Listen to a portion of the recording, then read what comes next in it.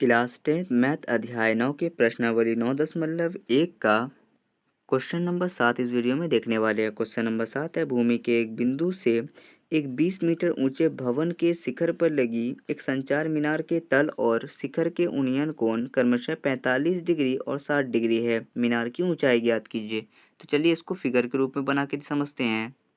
जैसे कि हमारा फिगर है और इसकी कहा जा रहा है क्वेश्चन में, भूमि के एक बिंदु से, मान के चलिए भूमि का एक बिंदु है, से एक 20 मीटर ऊंचे भवन, ये 20 मीटर ऊंचा क्या है, यहाँ से बी से लेकर सी तक यानी सी से लेकर बी तक 20 मीटर ऊंचा क्या है, भवन है।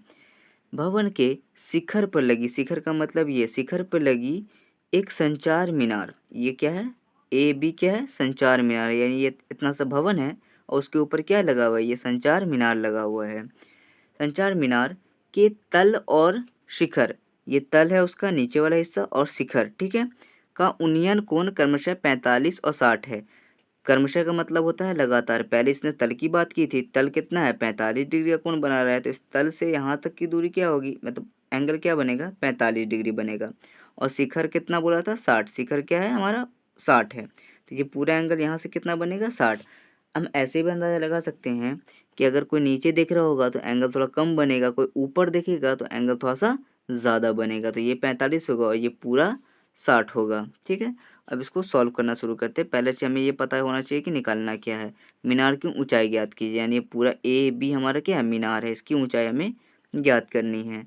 तो पहले करेंगे क्या, हमें इस पूरे की ज़रूरत पड़ेगी और हमें इसकी ज़रूरत पड़ेगी, यानी ये डी सी की ज़रूरत पड़ेगी, हमें एच की ज़रूरत नहीं पड़ेगी क्योंकि दोनों का एच अलग है, ये दोनों में कॉमन है, यानी ये एक तो निकाल लेंगे इससे, पी बटा बी, पी से बी टेन थीटा, ये बी निकल जाएगा।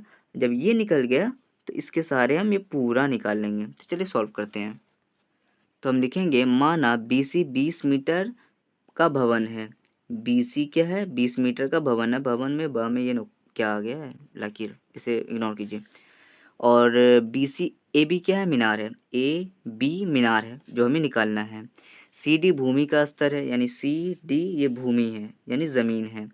अब हम लिखते हैं समकोण त्रिभुज ए सी डी में, समकोण त्रिभुज ए सी डी में एंगल किसकी बात होगी, यहाँ पे इस पूरे एंगल की बात होगी ए सी डी में, यानी ये वाला एंगल 60 डिग्री वाला, तो डी लिखेंगे हम यहाँ पे 60, ठीक है, डी 45 भी है, याद रखिएगा, डी हमारा 60 त्रिभुज ए सी डी में। अब ए सी डी में ये हमारा बी है और ये हमारा पूरा क्या है, पी है, तो पी और बी किस में होता है, टेन थीटा में। टेन थीटा, थीटा की जगह क्या लिखेंगे, 60 डिग्री, थीटा की जगह 60 डिग्री इज इक्वल।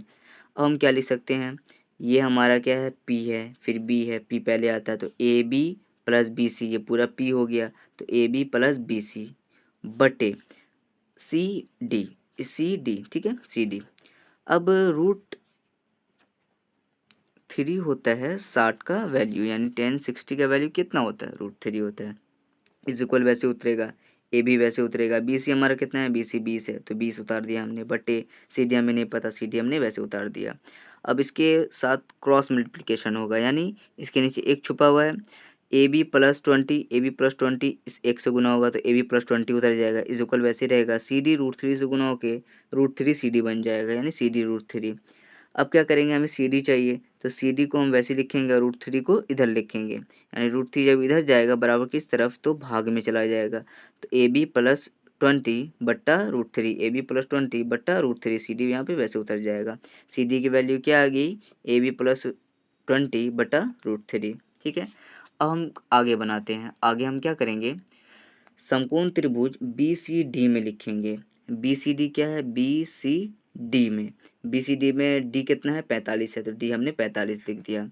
अब 1045 होगा क्योंकि ये पी है ये बी है, तो 10 थीटा लगेगा, थीटा कितना है 45, तो 10 थीटा की जगह 45 इज इक्वल, पी हमारा क्या है, बी सी और बी हमारा क्या है, सी डी, तो सी डी लिख दिया हमने। 10 45 डिग्री का वैल्यू होता है 1, इज इक्वल वैसे उतारेंगे, बी सी हमारा कितना है, बी सी हमारा 20 है, सी डी हमारा कितना है, सी डी हमें नहीं पता, तो सी डी हमने वैसे ही अभी के लिए लिख दिया है। अब हम देखेंगे इसको सॉल्व करके, सी डी 1 से गुना होगा, सी डी 20 1 से गुना होगा 20, यानी सी डी की वैल्यू कितनी आई, 20 आ गई।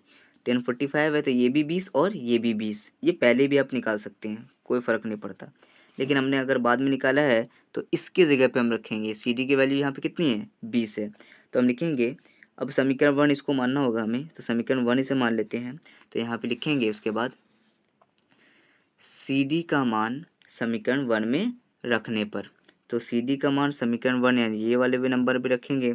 तो सी डी की जगह क्या लिखेंगे 20 इज इक्वल वैसे उतारेंगे ए बी प्लस 20 बटा √3, ए बी प्लस 20 बटा √3, उसको वैसे ही उतार दिया। अब आगे सॉल्व करते हैं। रूट अब क्रॉस में मल्टीप्लिकेशन होगा, क्रॉस मल्टीप्लिकेशन यानी क्या, इसके नीचे एक छुपा हुआ है, इसके नीचे एक छुपा हुआ है, ये पूरा नंबर 1 से गुना होगा तो ये पूरा नंबर वैसे उतर जाएगा। √3 20 से गुना होगा 20 √3, ठीक है। अब ये 20 देखो यहाँ पर भी है और यहाँ पर भी है, 20 प्लस में है बराबर किस तरफ लेके जाओ माइनस में, तो ए भी वैसे उतर जाएगा और 20 जो है प्लस में है माइनस में हो जाएगा, 20 √3 माइनस 20, 20 √3 माइनस 20, ए भी वैसे उतर गया।